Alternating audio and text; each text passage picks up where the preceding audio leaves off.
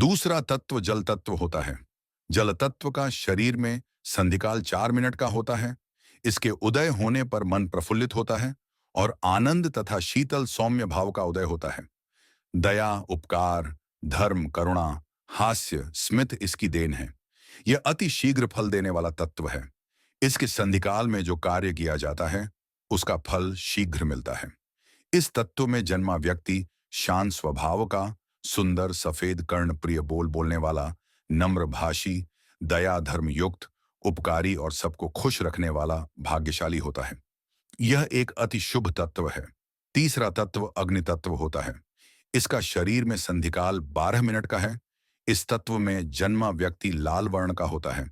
अग्नि तत्व का जातक साहसी, लड़ाई आदि में शूरवीर और कड़वी बातों से दूसरों को जलाने वाला होता है। इस तत्व के शरीर में उदय होने पर मन अशांति, क्रोधी और अहंकारी होता है।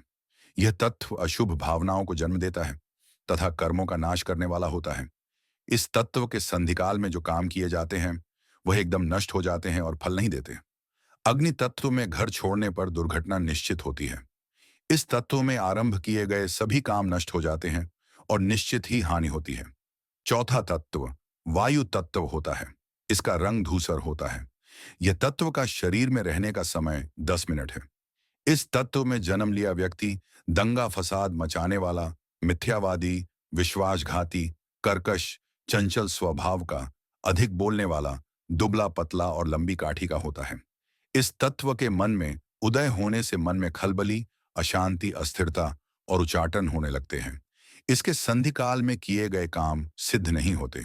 जिस तरह वायु बादलों को उड़ा ले जाता है वैसे ही यह तत्व भी किए गए कर्मों के परिणामों को उड़ा ले जाता है।